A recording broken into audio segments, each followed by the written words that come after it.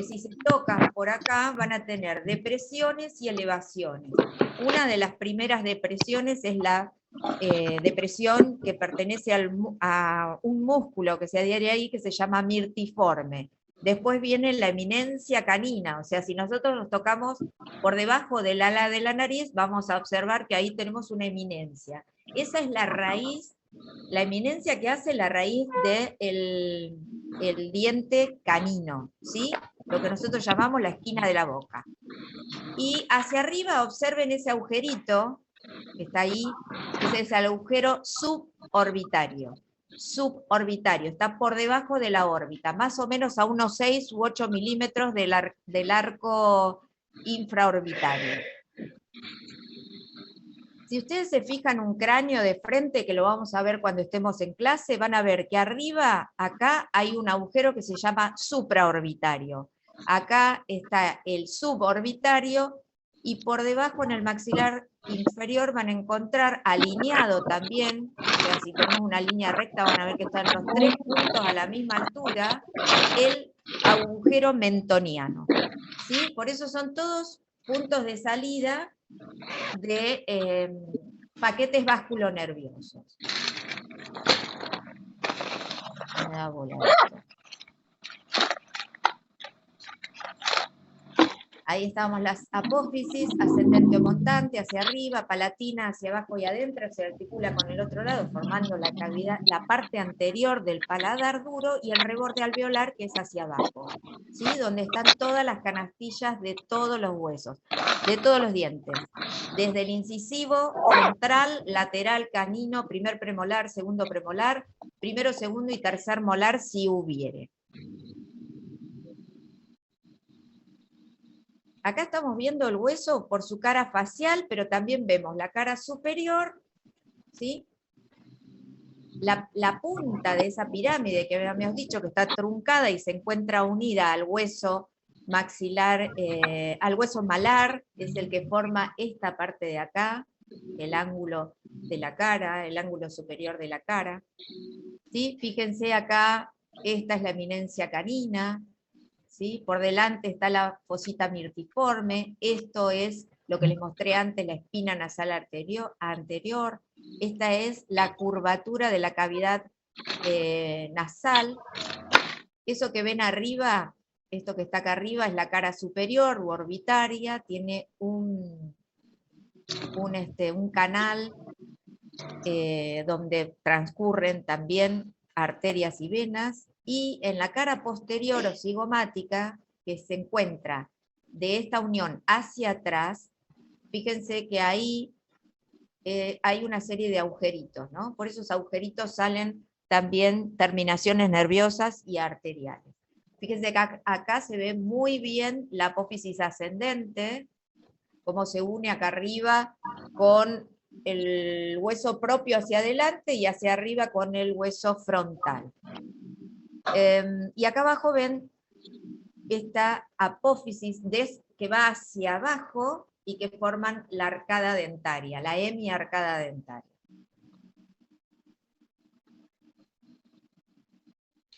Fíjense que yo les decía que adentro del hueso es una cavidad hueca, ¿sí? Eso que ven ahí en negro, eso es el seno maxilar, que con el hueso que va ahí abajo, que se llama corneta inferior, más una parte del esfenoides, van cerrando y solamente queda un agujerito de comunicación entre la nariz y el seno maxilar, que es donde se calienta el aire junto con el resto de las cavidades que hay en los esfenoidales y los senos etmoidales. Hay agujeritos que calientan el aire en todo el trayecto de cuando ingresa el aire, pasa por, ¿se acuerdan que yo les mostré adentro de la nariz? Esos son como turbinitas, gira ahí adentro y después pasa para el sistema respiratorio. Acá se observa bien lo que es esto, que es la apófisis descendente y forma donde están todas las canastillas óseas, y esto que está cortado acá y que se une al otro del otro lado es la transversal o la palatina. Acuérdense que el paladar duro no se forma solo con el hueso maxilar superior, sino que es el hueso maxilar superior y el hueso, una parte del hueso palatino. ¿Mm? ¿Alguna pregunta? Esto que observan ahí es el canal lácrimo-nasal, ¿sí? Por ahí es donde caen las lagrimitas cuando uno bosteza o se le llenan los ojos de lágrimas, pueden caer hacia afuera o hacia el interior de la cavidad nasal. Profe, Y le hago una pregunta. ¿Puede volver a repetir las partes del maxilar superior de la vista lateral? volvemos para atrás entonces. Ahí, Sí, porque yo había hecho el dibujo y vi un montón de sí, referencias, pero todas decían cosas diferentes, entonces lo yo dejé en solamente blanco. quiero que se acuerden que acá van a tener la espina nasal anterior, Sí, y que acá hay una fosa, que después lo vamos a volver a ver cuando veamos los músculos, porque al ver los músculos que se insertan en la cara y que son los paraprotéticos se llaman, son músculos que se insertan en ese lugar y que tienen que ver cuando hagamos la prótesis completa en sostenerla o en su defecto, si actúan al revés, sacarla de la boca. Entonces, ahí en el sector anterior vas a tener inserciones de los músculos orbiculares, cigomáticos, bueno, no te voy a nombrar todos ahora, pero lo que sí tenés que saber es que está la eminencia canina, por delante hay una hondonada donde se inserta el músculo canino y un poquito más hacia adelante el músculo mirtiforme. Después, esto que ven acá es la unión con el hueso malar, ¿sí? Y esto de acá es la tuberosidad del maxilar. Va para atrás. Yo se los había mostrado el otro día. Es esta zona de acá, y que se unía ahí atrás, en la parte inferior, las apófisis pterigoides del esfenoides. ¿Sí? ¿Se acuerdan de eso? Esas dos que venían en forma de B. sí. Chicos, si se nos acaba el tiempo, entramos nuevamente con el mismo ID, ¿sí? Por las dudas, porque yo hablo y me olvido del horario. ¿Podemos seguir o querés algo más? No, está bien, profe, perfecto. Gracias. Bueno, esta ya la habíamos visto, ahí la apófisis ascendente, perdón. Y acá el paladar óseo, ¿sí? Fíjense las canastillas óseas. El otro día vimos en los huesos que cuando no están las piezas dentarias, hay entre la tabla externa y la tabla interna, que son estas que se ven por acá. Esta es la tabla externa y esta es la tabla interna, ¿sí? Ahí, entre medio de cada canastilla, hay un pedacito de hueso que separa los alvéolos, ¿sí? Ese hueso se llama interalveolar, ¿sí? Es como un tabique interalveolar, porque cada uno de los agujeritos es el alvéolo. Ahora, si a esa pieza tuviera 2 raíces o 3 raíces, cada uno de ellos está separada por un pedacito de hueso también, ¿sí? Acuérdense que los molares superiores tienen 3 raíces, generalmente. El primer premolar superior tiene 2, el resto de los dientes tiene una sola raíz. Y los terceros molares, como generalmente no hay espacio, entonces las raíces están como fusionadas. Entonces es un solo alvéolo. A veces tiene 3 raíces y a veces tienen 4. O sea, no podemos decir que esto sea para todo lo mismo, ¿sí? Pero bueno, en la generalidad de los casos sí. Fíjense que en la parte anterior van a encontrar un agujero en la parte anterior y 2 agujeros en la parte posterior. Esto es el agujero palatino posterior y el agujero palatino anterior.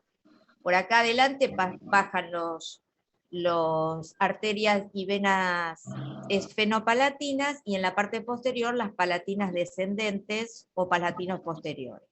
No es importante que ustedes sepan qué arterias y qué nervios pasan por ahí, pero sí lo tienen que saber. ¿Por qué? Porque si ustedes van a hacer una prótesis completa, esos lugares, si bien están cubiertos por almohadillas de tejido, no pueden hacer demasiada presión porque si no van a generar dolor, ¿sí? Bueno, acá lo que les está marcando son las caras palatinas de estos, los 6 primeros dientes, y las caras oclusales del resto. Alguien levantó la mano. Abran el micrófono y háganme la pregunta. Micaela Castro, ¿levantaste la mano? Ay, no, perdón, tal vez toqué sin querer. Ah, bueno, muy bien.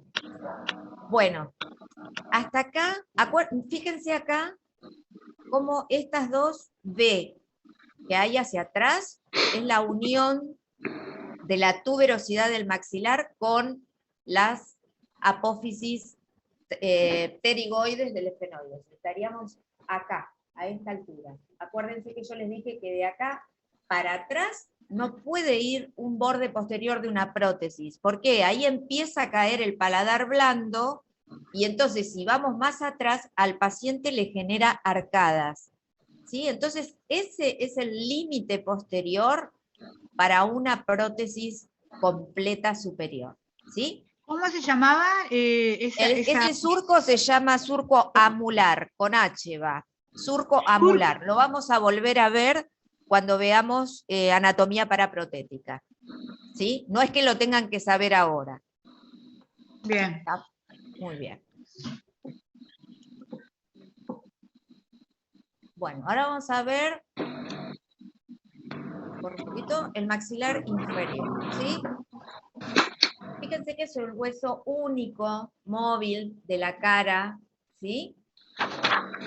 Para estudiarlo, es un hueso impar, por supuesto. Acuérdense que teníamos varios huesos impares en la cara.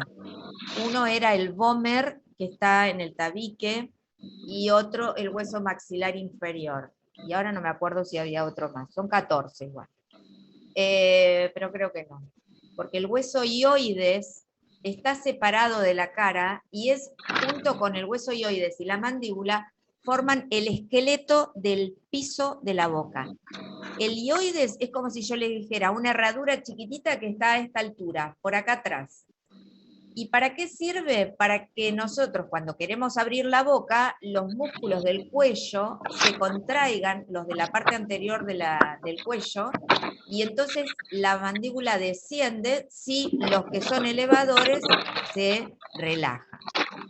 Bueno, este hueso tiene forma de herradura, abierta hacia atrás, ¿sí? Para estudiarlo vamos a estudiar un cuerpo que tiene una cara antero-yugal, se llama, o labio-yugal, porque yugal se lo llama a la mejilla. Entonces hay una cara que da para el lado de la mejilla y los labios, y una cara que da para el lado del interior, que es la cara lingual.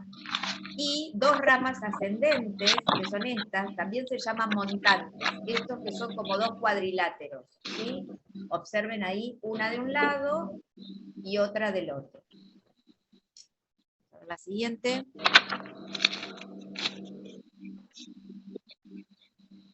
Bueno, ahora vamos a hablar del cuerpo, ¿sí?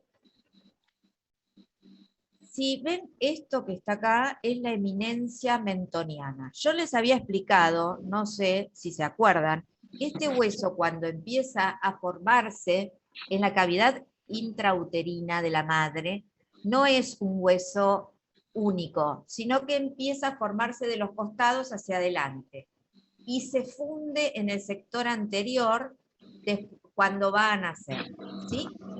Entonces después lo vemos como un hueso solo, pero en realidad viene hasta adelante. Esa unión que se produce en el sector anterior se llama eminencia mentoniana, ¿sí? A ambos lados, ¿sí? Se encuentran algunas depresiones. También hay una eminencia, que es la eminencia canina, donde va el alvéolo, donde se inserta el diente canino, así que ahí hace lo mismo que en el maxilar superior, lo mismo lo hace en el inferior. A continuación y para atrás se encuentra un agujero, que es el agujero mentoniano, que yo ya les dije que está alineado con el supraorbitario y el suborbitario. Y después, hacia atrás, sale una línea que se pierde en la rama montante, que se llama línea oblicua externa. Se los digo así porque hay una línea oblicua externa y del lado de adentro va a haber una línea oblicua interna. Esa línea oblicua, que es esto que se ve acá, ¿sí?, es una zona de gran condensación de hueso.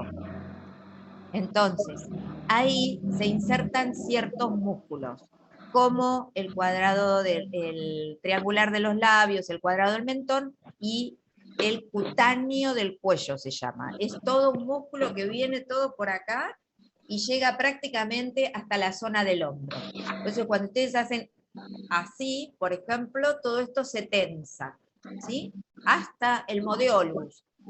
¿Qué llamamos el modeolus?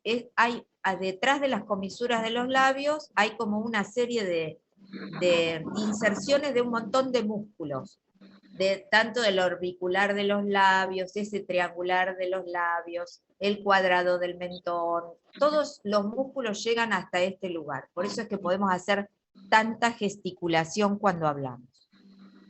Bueno, fíjense que acá tienen el borde inferior que se llama borde basal, es romo, y eso no tiene más que el pasaje de los tegumentos, o sea, los tegumentos es la piel y los tejidos subcutáneos, y ese músculo que les dije que se llama cutáneo del cuello.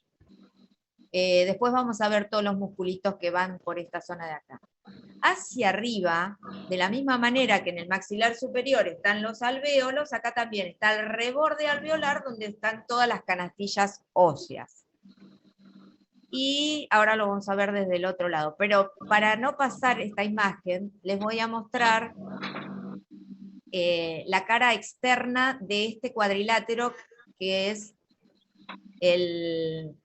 la rama ascendente o rama montante. ¿Sí? Esta rama la estudiamos por 4 lados, la parte superior, la parte anterior, la parte inferior, que se une sin ninguna escotadura, salvo esta escotadura que se llama sigmoidea. Esta escotadura bien marcada tiene que ver con inserciones musculares.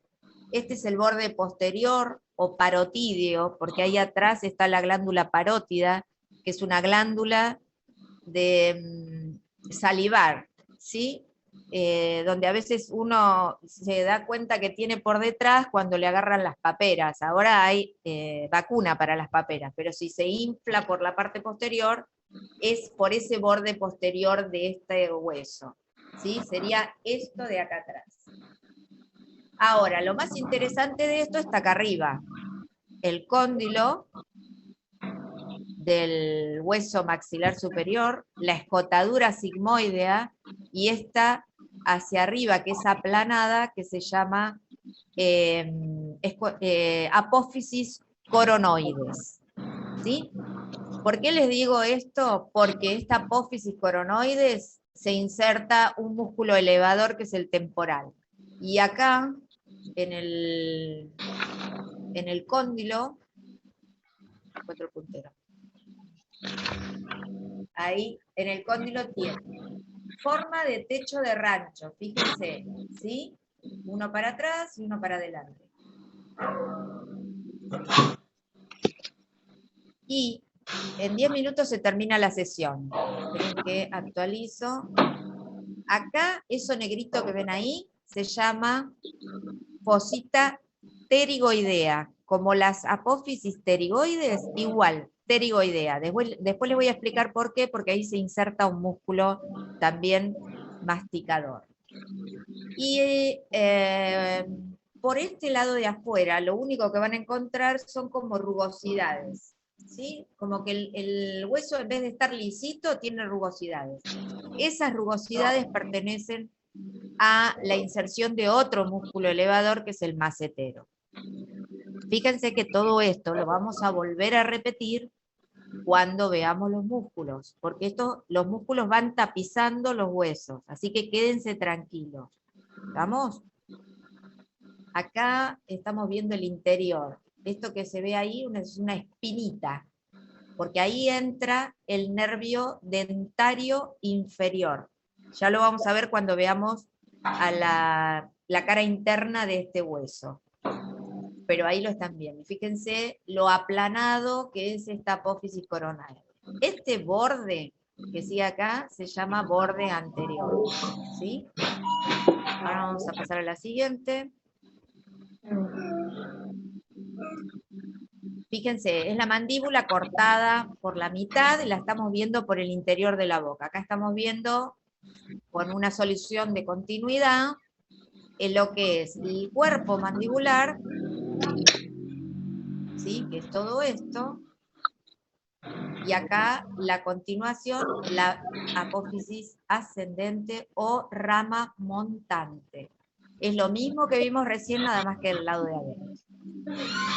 Fíjense, estas son las apófisis alveolares, donde están todas las piezas dentarias. Acá atrás hay un triangulito, porque la arcada dentaria es como que se va, cuando la observen acá, van a darse cuenta que es como que en la parte posterior se va hacia adentro. No sigue la trayectoria del hueso, sino que las arcadas dentarias como que se van hacia adentro. En el interior de esta cavidad, de este hueso, hay una línea que yo les había dicho que había del lado de afuera, también del lado de adentro, se llama línea oblicua interna. Ahí se inserta el músculo que forma el piso de la boca, que se llama milohioideo. ¿Por qué se llama milohioideo? Porque esta línea también se llama así, línea oblicua interna o milohioidea. Entonces, ese músculo va a ir desde acá hasta el hueso hioides que está acá abajo. Por eso es que forman la mandíbula, ese músculo y el hueso hioides el piso anatómico de la boca. En el lado de adentro, que acá se observan así estos dos piquitos que se ven ahí, que es el 5 y el 6, se llama apófisis geni. Geni, G-E-N-I. Ahí se insertan músculos también, que tienen que ver con el movimiento de la lengua y con el movimiento del piso de la boca, son depresores mandibulares. Después lo vamos a ver en detalle cuando veamos el resto. ¿Cómo se llama? Disculpe que... Las apófisis geni, G-E-N-I.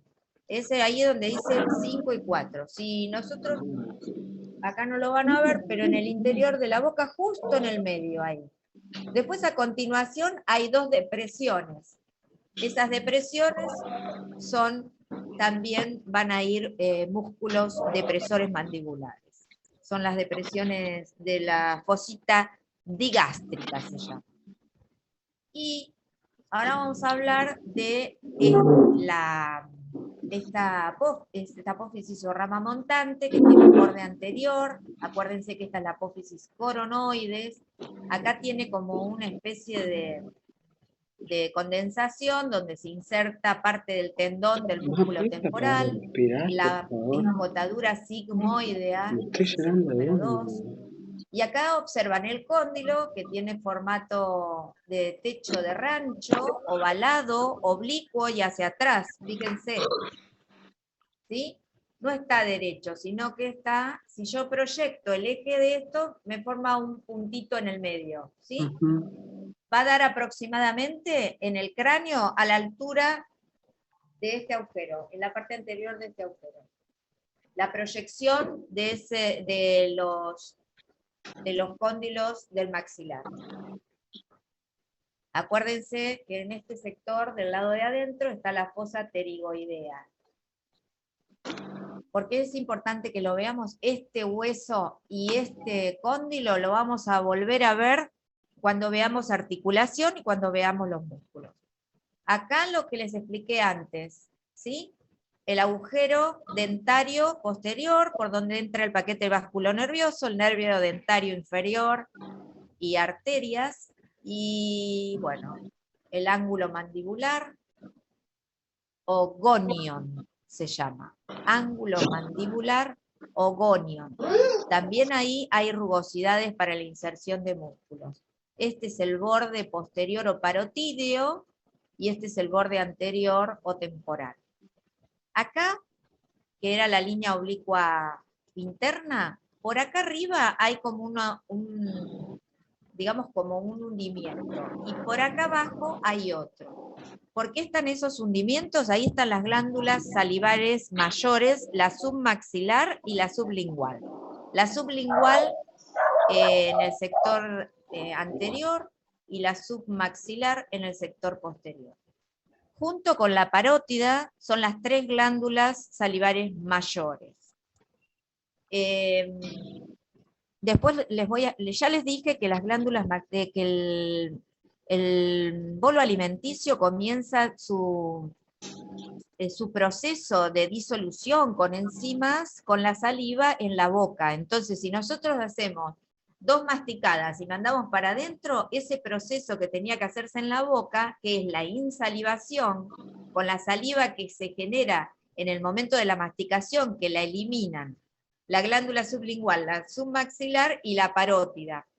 La glándula parótida tiene el conducto de salida dentro de la boca a la altura de los primeros molares superiores. Y estas 2 glándulas lo tienen al lado del frenillo lingual. O sea, si ustedes levantan la lengua van a ver un frenillo en el medio y a ambos lados 2 agujeritos.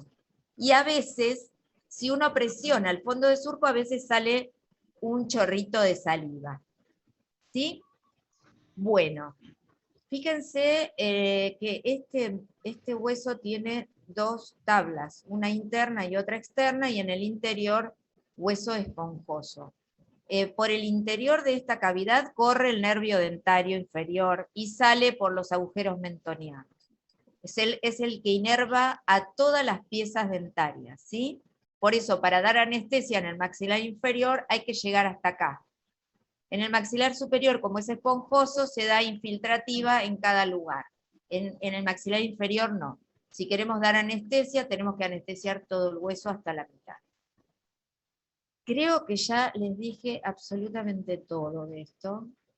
Ahí lo estamos viendo. Fíjense, acá se ven perfectas las apófisis geni.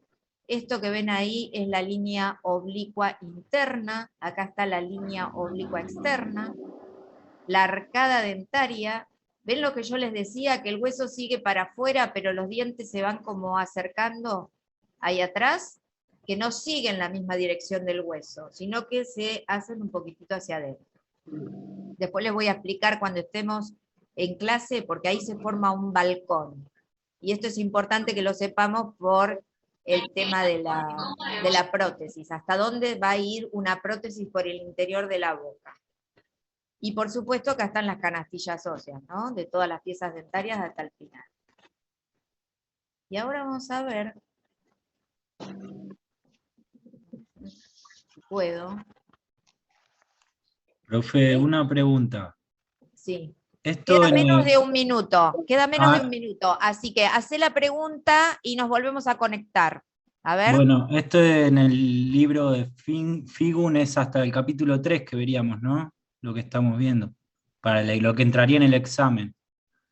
O sea, está ¿Sabés qué? Me voy a fijar. Yo tengo el libro de Figur, no, tengo el libro de Aprile, que es más viejo, y no sé si está de la misma manera. Así que Está bien, no importa. vamos no a es hacer una cosa. Cuando vayamos a clase la próxima vez, que será no el lunes, sino el jueves siguiente, no, el otro, lo vemos allá hay libros de anatomía, lo vemos ahí y